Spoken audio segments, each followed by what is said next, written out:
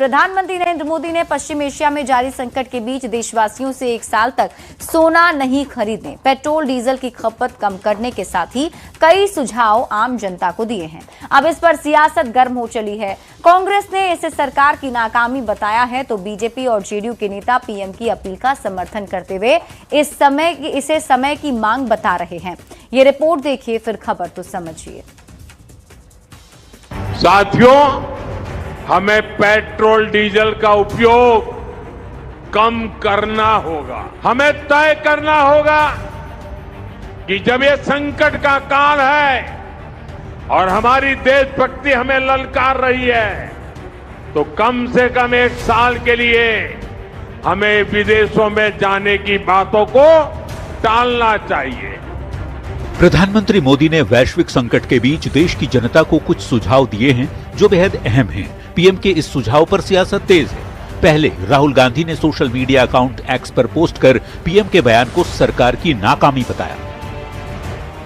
फिर कांग्रेस नेता और बिहार प्रभारी कृष्णा लवरू ने पीएम पर निशाना साधते हुए कहा कि देश की जनता का ख्याल रखना पीएम का दायित्व है, ऐसी बातें ठीक नहीं। अगर आज पेट्रोल डीजल का दाम बढ़ रहा है, महंगाई चरम सीमा छू रही है, तो सीधी सी बात है सरकार में जो लोग हैं उनकी जिम्मेदारी है जनता को जवाब दें। कांग्रेस की प्रतिक्रिया का जवाब केंद्रीय मंत्री गिरिराज सिंह ने अपने अंदाज से दिया। भारत में पुकार हुआ है देश के लिए, लोग जान भी दिए हैं, दान भी दिए हैं, और ये प्रधानमंत्री ने अगर कहा है, कोई गलत नहीं कहा है कि हमारे पास तेल की खपत जितना है उससे 30% भी हम पैदा करते हैं, गैस नहीं है।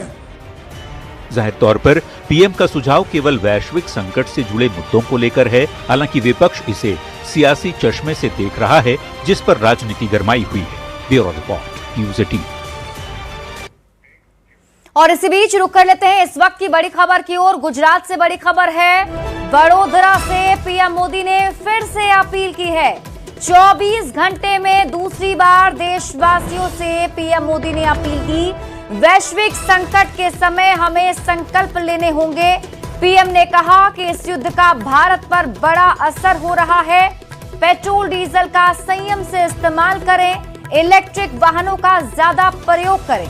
युद्ध के प्रभाव से बचाने के प्रयास जारी हैं, लेकिन कम से कम 1 साल तक सोना न खरीदें। विदेशी मुद्रा बचाने का रास्ता अपनाना है, हमें स्वदेशी पर बल देना है। मेरी देश के हर नागरिक से अपील है, जहां संभव हो पेट्रोल डीजल का उपयोग कम करें। मेट्रो का उपयोग करें, इलेक्ट्रिक बस और पब्लिक ट्रांसपोर्ट का अधिक इस्तेमाल करें। सरकारी और प्राइवेट दोनों ही दफ्तरों में वर्चुअल मीटिंग्स और वर्क फ्रॉम होम को प्राथमिकता दी जाए।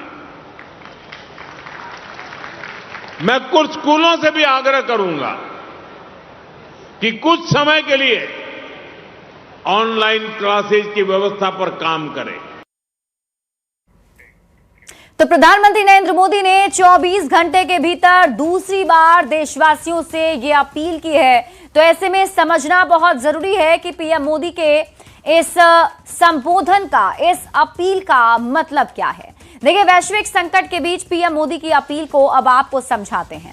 इस सवाल का जवाब समझने के लिए यह समझना जरूरी है कि पीएम ने अपील क्या की है। तो जल्दी से आपको बताते हैं। प्रधानमंत्री नरेंद्र मोदी ने वैश्विक संकट के बीच लोगों से अपील की कि पेट्रोल डीजल का उपयोग कम करें।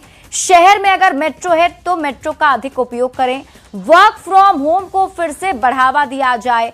ऑनलाइन मीटिंग, वीडियो कॉन्फ्रेंसिंग अपनाएं। विदेश यात्रा को 1 साल के लिए आप टाल दें। साल भर सोना खरीदने से बचें और खाने का तेल कम इस्तेमाल करें। अब आप खबर तो समझिए। वैश्विक संकट के बीच पीएम ने यह अपील क्यों की? तो विदेशी मुद्रा की इससे बचत होगी और वैश्विक संकट का असर भारत पर कम होगा। अब आप कहेंगे कैसे, तो वो समझिए। पेट्रोल डीजल का उपयोग कम करने की सलाह क्यों? तो आपको बता दें कि भारत जरूरत का 70% तेल आयात करता है, बाहर से मंगाता है, जबकि पिछले 2 महीने से युद्ध की वजह से क्रूड ऑयल 50% महंगा हो गया है। अब आप समझिए कि जरूरत का तेल आयात करने पर कितना खर्च होता है। तो आपको बता दें 2024-25 में 11.66 लाख करोड़ खर्च हुए थे, जबकि 2025-26 के बीच में 10.35 लाख करोड़ खर्च हुए थे। तेल संकट का भारत पर क्या असर है ये भी समझिए। तो तेल कंपनियों को घाटा हो रहा है। प्रति महीने की अगर बात करें तो 30,000 करोड़ का घाटा तेल कंपनियों को हो रहा है। तेल कंपनियों का प्रतिदिन का नुकसान अगर आकलन किया जाए तो करीब 700 से 1,000 करोड़ है। और तो और तेल भंडार में गिरावट आई है जो पिछले 10 सालों के न्यूनतम स्तर के करीब है। अब बात सोने की कर लेते हैं। आखिर सोना की बात क्यों हो रही है वो समझ लीजिए। तो सोना के खरीद मामले में भारत कहां है, सबसे पहले आप ये जान लीजिए।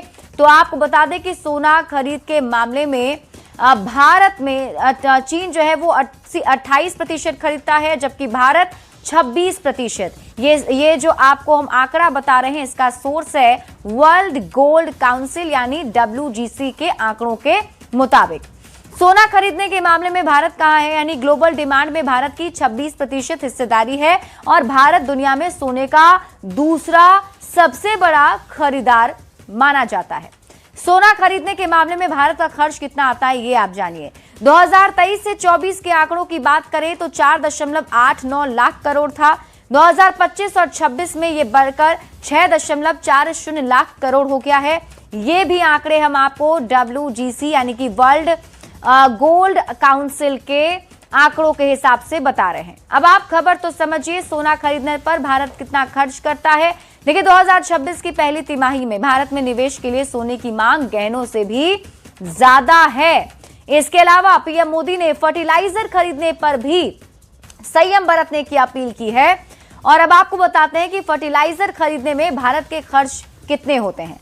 2026 में 1.50 लाख करोड़ की खरीद, जो कि 2025 की तुलना में 76% ज्यादा है। और सबसे ज्यादा ये कतर से हमारा देश आयात करता है। विदेश यात्रा पर भारतीयों का कितना खर्च होता है अब आप ये समझ लीजिए, क्योंकि पीएम मोदी ने कहा है कि विदेश यात्रा भी अभी आप मत कीजिए। 2023-24 के आंकड़े आपको बताएं 2.72 लाख करोड़, 2.72 लाख करोड़। और 2025-26 में यह बढ़कर हो गया है 3.65 लाख करोड़। तो विदेश से आयात कम करेंगे तो विदेशी मुद्रा की बचत होगी, भारतीय अर्थव्यवस्था पर वैश्विक संकट का दबाव कम होगा। और यही वजह है कि प्रधानमंत्री नरेंद्र मोदी इसमें हर एक नागरिक से सहयोग की अपील कर रहे हैं और कह रहे हैं कि उन सभी को देशभक्ति दिखाने का मौका आ गया है। बढ़ते